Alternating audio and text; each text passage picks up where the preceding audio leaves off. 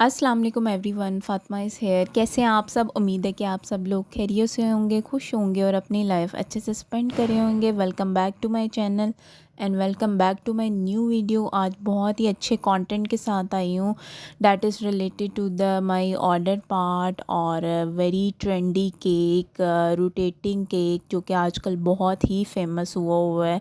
और ये wedding cake है और ये 5 टायर वेडिंग केक है, जो कि मेरे ऑर्डर का पार्ट था। और सोचा आप लोगों से A to Z इसकी जो डिटेल है आप लोगों से शेयर करूं, जो मेरी लर्निंग हुई। और जो बेकर्स मुझे देख रहे हैं, जो बिगिनर्स हैं या होम बेकर्स हैं या प्रोफेशनल हैं, क्योंकि ये थोड़े ट्रेंडिंग पे जा रहा है कि रोटेट करवाते हैं आप अपने पूरे केक को या कुछ पार्ट उसका रोटेट करवाते हो, तो उसके लिए सारी टिप्स एंड ट्रिक्स जो हैं वो मैं आप लोगों से शेयर करूँगी कि आपने जब आपको ऑर्डर आए तो आप किस तरह उसको हैंडल करें, किस तरह उसको क्रिएट करें और प्लानिंग करें और फिर उसको असम्बल करें हर चीज़ को creatively with planning and all tips and tricks.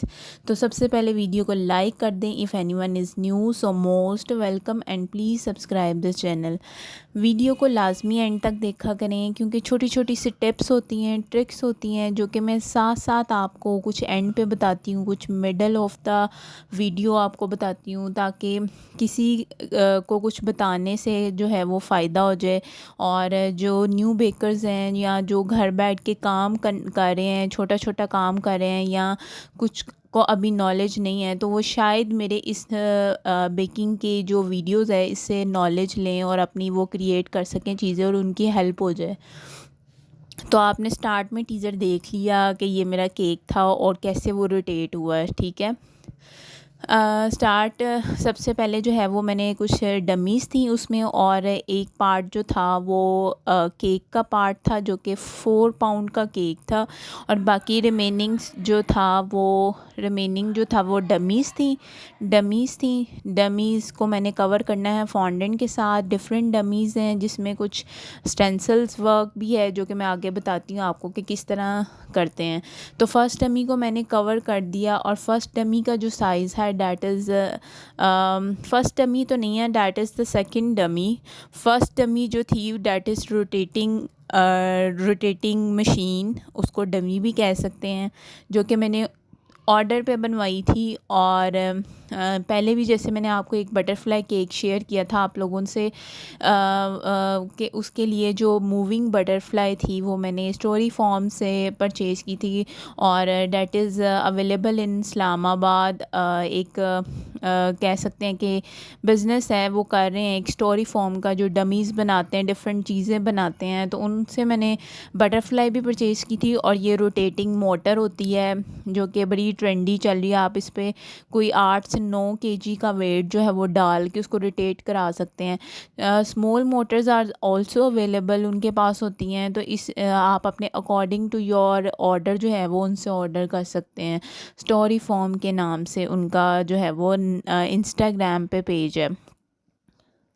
तो मैंने फ़र्स्ट डमी को कवर, फ़र्स्ट तो नहीं, सेकंड डमी को मैंने कवर कर लिया था फॉन्डेंट के साथ, और कुछ फ्लावर्स वगैरह जो मेरे पास सैम्पल था ना केक का, बेसिकली जो कस्टमर की तरफ से सैम्पल था, तो वो किसी जो था वो पूरा केक जो था वो रोटेटिंग केक था। और मैंने उसको फ़ॉलो किया, ऑलमोस्ट कह लें कि 95% मैंने उसको फ़ॉलो किया था। ज़ाहिर है कस्टमर की डिमांड थी कि हमें ऐसे ही चाहिए, तो मैंने बहुत प्लानिंग की, पूरा 1 मंथ पहले जो है वो प्रॉपर उसकी प्लानिंग की।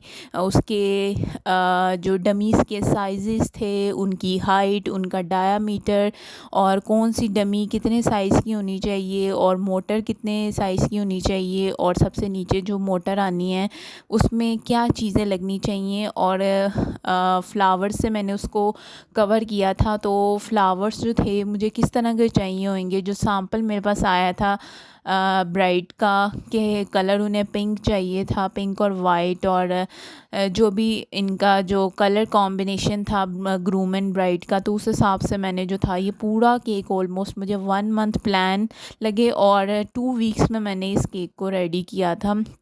क्योंकि छोटा छोटा काफ़ी काम था, बहुत ज़्यादा जो था ना इसका मेहनत वाला काम था, हार्ड वर्क था।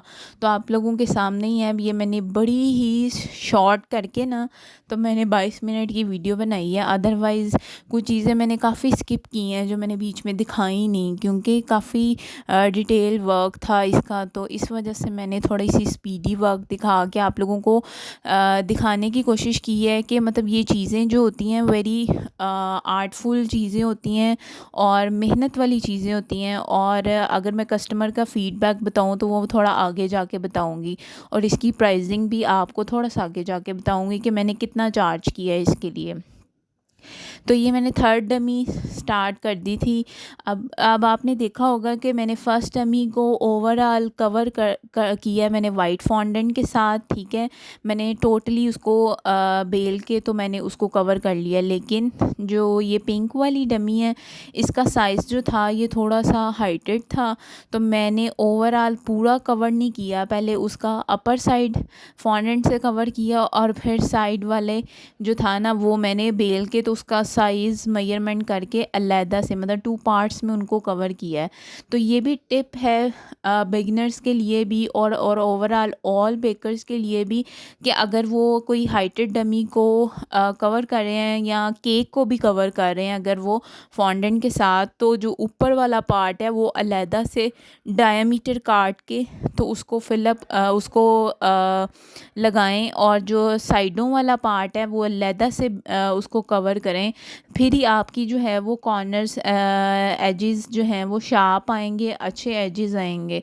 तो जैसे कि आप देख रहे हैं कि मैंने पिंक कवर कर लिया। अब मैं थोड़ा सा स्टेंसिल्स वर्क, क्योंकि जो सैम्पल केक था उसमें ये हुआ था, स्टेंसिल्स वर्क हुआ था। तो अगर तो ये मेरे पास केक होता तो मैं उसको कवर करती बटर क्रीम के साथ या किसी के साथ भी उसका स्टेंसिल वर्क करती। तो ये रॉयल आइसिंग है। रॉयल आइसिंग बहुत ही अच्छा टूल है केक्स वगैरह को स्टेंसिल्स के लिए या कवरिंग के लिए। इसमें जो है वो प्रॉपर एक रेसिपी होती है, उसको आप यूज़ करते हो, जिसमें शुगर होती है, मोरैंग पाउडर होता है, और उसको आप बीट करते हो और अकॉर्डिंग टू योर कंसिस्टेंसी जो है वो आप उसको रेडी करते हो। और कंसिस्टेंसी को करने के लिए आप इसमें वार्म वाटर डालते हो और उसको बीट करते हो। तो मैंने रॉयल आइसिंग के साथ, क्योंकि मेरी डमीज़ ने बाहर पड़े रहना था, तो इस वजह से मैंने रॉयल आइसिंग के साथ स्टेंसिल्स वर्क किया, और इस तरह मेरी थर्ड डमी जो थी वो डन होगी। अब आपको मैं बताती हूँ, ये जो सबसे नीचे वाला टायर है डैट इज़ द मोटर और dummy, first dummy is also, इसको मैंने सारा आर्टिफिशियल फ्लावर्स से कवर किया था। और ये काफ़ी एक्सपेंसिव फ्लावर्स थे जो कि, लेकिन जो सैम्पल था वो फॉन्डेंट के फ्लावर से कवर हुआ था। तो ऑलरेडी इतना हार्ड वर्क था बाकी चीज़ों के ऊपर, तो मैंने फिर ये आर्टिफिशियल फ्लावर्स यूज़ किए थे। अदरवाइज़ बाकी सैम्पल जो था वो सेम एज़ इट इज़ मैंने कॉपी किया था, क्योंकि काफ़ी ज़्यादा फिर इस तरह फॉन्डेंट भी लग जानी थी और फ्लावर्स भी लग जाने थे और बनाने में मेहनत भी बहुत ज़्यादा होनी थी। तो नॉट बैड, बहुत ही प्यारे लग रहे हैं ये पिंक और बेबी पिंक, डार्क पिंक जो शेड्स हैं, वाइट जो फ्लावर्स हैं, जो डमी मोटर को मैंने कवर किया है, ठीक है। उसके बाद जो है ये फ़र्स्ट डमी मैंने अटैच कर दी थी। ये डमी मैंने ग्लू गन के साथ अटैच की, हल्की सी ग्लू गन लगा के तो मैंने मोटर के ऊपर इसको रख दिया है, ताकि अब इसके ऊपर जितनी भी टायर्स जाएंगे वो सारे मूव करेंगे। जस्ट जो फ्लावर जो मोटर डमी है वो मूव नहीं करेगा, डैट इज़ स्टिल रहेगा। और लेकिन ऊपर वाला पार्ट जितने भी होंगे 4 टायर 5 टायर वो सारे जो हैं वो मूव करेंगे। तो इस तरह मैंने 1 बाय 1, एक तो पिंक आप लोगों के सामने वो पड़ी होगी वो डमी मैंने रेडी कर ली, और ये पहले कर ली थी। और सेम इसी तरह ही फ्लावर्स जो थे वो बॉर्डर और फ्लावर्स इस तरह सेकंड डमी के ऊपर बने हुए थे। जिस तरह मैं अब इसको गोल्डन पेंट कर रही हूँ, मैं इसको मैंने गोल्डन पेंट नहीं किया, that is golden plus silver मैंने मिक्स करके इसको किया, क्योंकि जो ब्राइड के कलर्स थे उसके ड्रेस के, उसका जो गोल्डन, प्रॉपर गोल्डन नहीं था, that is silvery pearls type उसका थोड़ा था। तो मैंने इसलिए उसको डार्क गोल्डनी टाइप उसको जो था वो कलर नहीं दिया, उसको मैंने थोड़ा सा गोल्डन और सिल्वर का मिक्स किया ताकि थोड़ा सा वो इस तरह का शेड दे कि थोड़ा वो वाइटिश की तरफ भी जाए और गोल्डन की तरफ भी जाए। तो इसी तरह मैंने सारा गोल्डन पेंट कर दिया था। और ये आप देखें कि कितना स्किलफुल वर्क होता है और मेहनत होती है इन चीज़ों में, छोटी छोटी चीज़ें। तो मैंने डेली प्लान करती थी कि मैंने इतना पार्ट आज कर लेना है, फिर डेली प्लान किया होता था कि नेक्स्ट डे ये पार्ट करना है। फर्स्ट डे मैंने एक डमी को कवर किया, सेकंड डे मैंने सेकंड डमी को किया, फिर एक दिन मैंने सारे ये फ्लावर्स को कवर किया। जो सबसे नीचे वाली मोटर थी उसको कवर करने में काफ़ी टाइम लगा, कौन सा फ्लावर छोटा बड़ा यहाँ पे कौन सा आना चाहिए, तो कौन सा अच्छा लगेगा वो कवर किया। अब मैंने इसमें जो था वो अटैच कर दिया ताकि मेरे पास एक प्रॉपर स्ट्रक्चर आ जाए, मुझे पता चल जाए कि ये सैंपल मेरा ठीक जा रहा है कि नहीं, जो मेरे पास सैंपल था केक का उस पॉइंट ऑफ व्यू से। तो ये बड़ी छोटी छोटी टिप्स होती हैं कि आपने जब भी कोई इस तरह का आपको वेडिंग केक आए तो आप उसकी प्रॉपर प्लानिंग करें, कॉपी पेंसिल पकड़ें और उसके साइजेस लिखें, पूरा उसकी वर्किंग करें। मैंने ऑलमोस्ट इस पे पूरा 1 मंथ पहले वर्किंग की थी और फिर उसके अलावा वर्किंग करके फिर मैंने एडवाइसेस भी ली थी अपनी सीनियर्स बेकर से और अपनी फ्रेंड से भी। काफ़ी जगहों से मैंने एडवाइसेस ली, फिर जाके मैंने अपने साइज़ेस डन किए, फिर मंगवाए, ऑर्डर किए। तो इस तरह ये काफ़ी चीज़ें जो होती है ना, आपको प्लानिंग करनी पड़ती है। अगर आप अच्छी चीज़ चाह रहे हैं तो आप इसको प्लान करें प्रॉपर तरीके से और फिर उसको इम्प्लीमेंट करें। तो जी हमारी इस तरह 3 टायर्स डन हो चुकी हुई थी। 4th टायर जो था डैट इज़ सेपरेटर।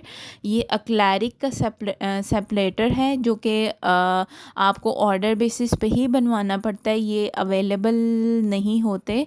आप ऑनलाइन काफ़ी लोग बैठे होते हैं, आप उनसे साइज़ बता के अकॉर्डिंग टू योर जो आपका ऑर्डर है आप उसका साइज़ करा के, तो आपको हाइट कितनी चाहिए, डायमीटर कितना चाहिए, उस पे आप उसको ऑर्डर करें। तो जिनसे मैंने ऑर्डर किया था वेरी गुड गर्ल, उसने बहुत कोऑपरेट किया, मुझे सारा गाइड किया। तो ये मेरा जो सेपरेटर का साइज़ था that is 8x7 inch, 7 inch height थी और 8 डायमीटर था। और उसके बाद नीचे वाली डमी जो थी वो 10x6 थी और उससे नीचे वाली जो थी डैट इज़ 12x4 और जो मोटर वाली डमी थी जिसने रोटेट नहीं करना था डैट इज़ 14x4।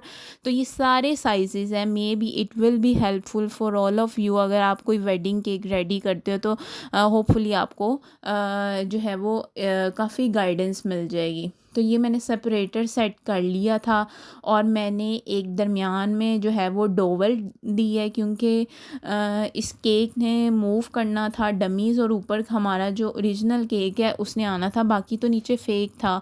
अगर तो इसने मूव ना करना होता तो फिर मैंने सिंपल केक को ऊपर रख देना था और जस्ट कोई टेंशन वाली बात नहीं थी।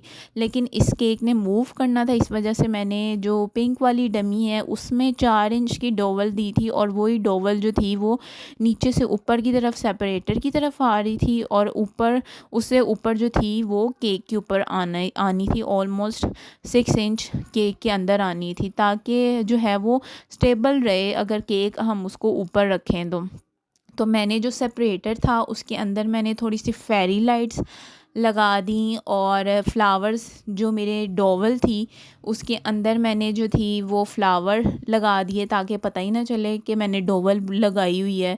और ये बड़ा बड़ा ही क्रिएटिव वर्क होता है, ताकि ये आर्ट भी होता है कि आप चीज़ों को डेकोर भी कर देते हो और जो चीज़ें आपने फॉर हेल्पफुल पर्पस लगाई होती हैं वो भी आपका काम भी पूरा हो जाता है और वो देखने में अच्छी भी लगती हैं। तो मैंने अब जो अकॉर्डिंग टू सैम्पल था यहाँ पे फ्लावर्स जिधर जिधर फ्लावर्स लगे हुए थे वहीं वहीं मैंने फ्लावर्स लगाए। और लेकिन उन्होंने फॉन्डेंट के लगाए हुए थे, मैंने आर्टिफिशियल लगाए। तो माशाल्लाह से फ्लावर्स भी बहुत अच्छे मुझे मिल गए थे और कलर कॉम्बिनेशन वगैरह जो भी मैं चाह रही थी तो बहुत ही प्यारे लगे थे। तो ये मेरा जो नीचे वाला पार्ट था वो सारा डन हो गया था, जो कि फेक डमीज़ केक थे वो सारा डन हो गया हुआ था। तो अब जो है वो ओरिजिनल केक की तरफ आ जाते हैं जी। मैंने 4 पाउंड का केक रेडी किया था, that is chocolate fudge cake. और इसमें मैंने जो था वो आलमंड पैरालाइन जो था वो मैंने क्रंच दिया था दरमियान में, और चॉकलेट से कवर किया था, बिकॉज टेम्परेचर जो था वो बहुत ही ज़्यादा हो रहा था। तो केक ने ऑलमोस्ट 2 to 3 आवर्स जो था वो हॉल में रहना था। बेशक एयर कंडीशनिंग था, लेकिन फिर भी अपनी तरफ से थोड़ी केयर करनी पड़ती है। जो काम कर रहा होता है उसको फ़िक्र होती है कि केक जो है वो अच्छे तरीके से पहुंच भी जाए और कट भी हो जाए, और अगर वहाँ पड़ा भी रहे तो कोई ऐसा मसला ना हो। तो इसलिए इस टेम्परेचर में चॉकलेट केक जो है वो ही बेहतर रहता है, क्योंकि जिस तरह का टेम्परेचर चल रहा है पाकिस्तान में, जो चॉकलेट है वो थोड़ी स्टेबल कर जाती है। अदरवाइज़ क्रीम केक जो है वो बहुत ही मुश्किल हो जाते हैं इस तरह जो है वो आपको हैंडल करना, और ऑल्सो उसको स्टेबलाइज़ करना और उसको टाइम गुजारना भी, क्योंकि क्रीम ने मेल्ट हो जाना है।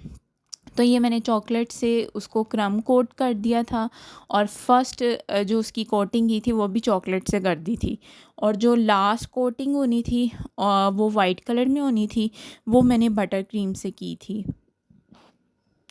वो मैं अभी आपको आगे जाके बताऊंगी कि मैंने कौन सी बटर क्रीम यूज़ की थी।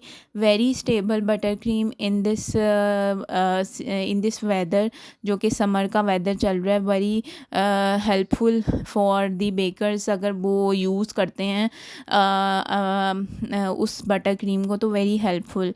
तो ये मैंने अब सारा जो था, ये केक भी मैंने स्पॉन्जेस पहले रेडी कर लिए, फिर क्रम कोट करके और फर्स्ट कोट करके मैंने इसको फ्रीज़ कर दिया था, क्योंकि आप चॉकलेट केक को फ्रीज़ कर सकते हैं, कुछ ऐसा मसला नहीं होता। लेकिन आप क्रीम केक को फ्रीज़र में नहीं रख सकते, आपको वो नीचे फ्रिज में ही रखना पड़ता है, अदरवाइज़ वो आपका सारा केक तबाह हो जाएगा।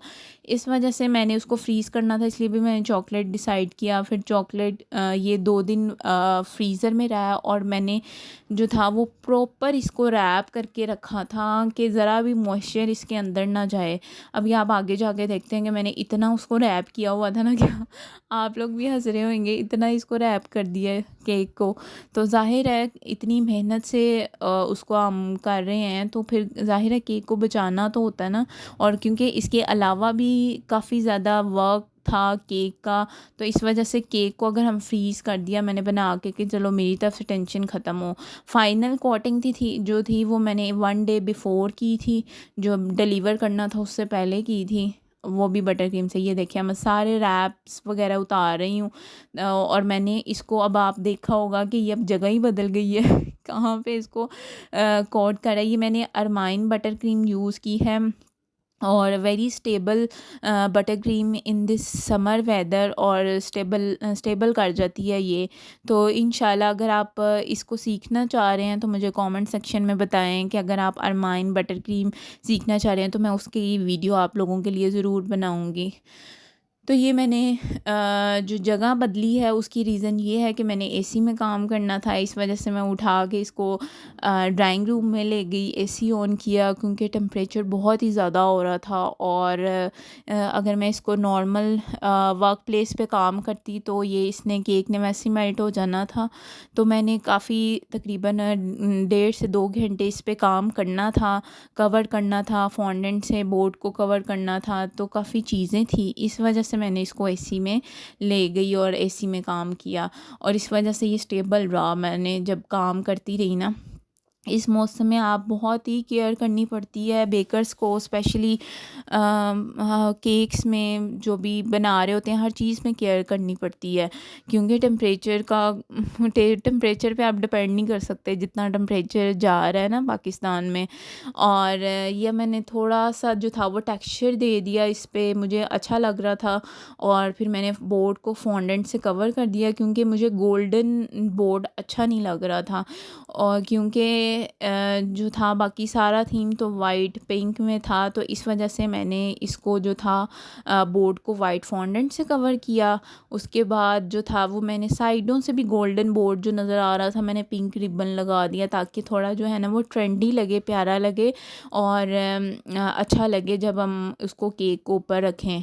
तो जी केक की प्राइसिंग की तरफ आ जाते हैं। तो केक का मैंने जो था वो ऑलमोस्ट 50K चार्ज किया, 50,000, क्योंकि आपके सामने ही है काम बहुत ज़्यादा था।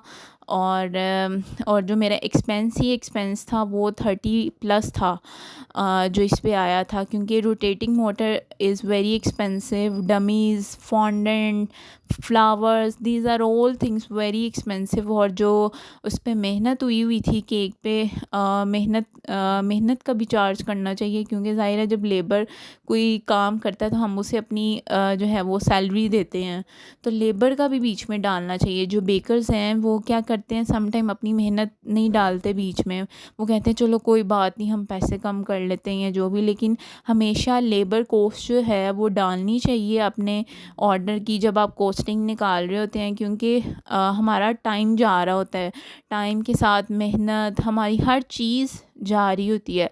तो इस वजह से you have to charge the labour cost also. तो प्राइसिंग की भी बात हो गई। और ये जी अब फाइनल असेंबलिंग करने लगी हूँ मैं आप लोगों के सामने। मैंने केक को जो है वो डोवल के अंदर से, और मैंने ना ये जो केक बोर्ड था ना इसके अंदर होल किया हुआ था अकॉर्डिंग टू डोवल साइज़, ठीक है। जितनी मोटी डोवल थी उतना ही मैंने केक बोर्ड के अंदर जो था वो मैंने होल किया हुआ था, पहले ही कर लिया था। तो आप कह रहे होंगे ये किस तरह नीचे चला गया, केक बोर्ड नहीं था तो मैंने पहले ही इसको होल कर लिया हुआ था। केक रेडी करने से पहले आपने पीछे देखा ही होगा दरमियान में होल था, जो कि अब हमारा हेल्पफुल होएगा, क्योंकि जब हमने उसको डोवल के अंदर से गुजारा है। तो ये मैंने फ्लावर्स लगा दिए, और ये जो टॉपर था ग्रूप एंड ब्राइड का जिनका ये ऑर्डर था वो फ्रंट पे आना था, और उसके बाद जो है वो फ्लावर्स आने थे एक साइड पे। और ये जो फ्लावर्स थे ये डिफरेंट थे, ये वाले मैंने कहीं और से ऑर्डर किए थे और थोड़े एक्सपेंसिव थे, क्योंकि ये केक के ऊपर आने थे, और ये थोड़े इम्पोर्टेड वाले फ्लावर्स थे और अच्छे वाले थे, तो इस वजह से ये मैंने कहीं और से परचेज़ किए। तो ये मैंने सारा जो है वो स्मॉल फ्लावर्स से जो है वो केक ज़्यादा ट्रेंडी लगता है, अगर आप छोटे फ्लावर्स लगाते हैं ना उससे ज़्यादा ट्रेंडी लगता है। तो ये मैंने आप लोगों के सामने ही है कुछ स्मॉल फ्लावर लगा रही हूँ, पिंक में, पर्पल में, और इस तरह काफ़ी कलर्स में जो है वो फ्लावर्स जा रहे हैं। तो ये देखें जी हमारा केक प्यारा सा क्यूटू सा ऑलमोस्ट रेडी हो गया है। होपफुली आप लोगों को मेरा ये केक 5 टायर रोटेटिंग केक अच्छा लगा होगा। रोटेटिंग वाला पार्ट मैंने आपको पहले ही दिखा दिया। मैंने कहा आप कह रहे होंगे कि ये कैसा केक है जो रोटेट करता, तो मैंने पहले ही दिखा दिया। तो ये देखें जी मेरा पूरा 5 टायर वेडिंग केक रेडी है। होपफुली पसंद आया होगा। मिलते हैं नेक्स्ट ऑर्डर में। टिल देन अपना ख्याल रखिएगा। अल्लाह हाफिज़।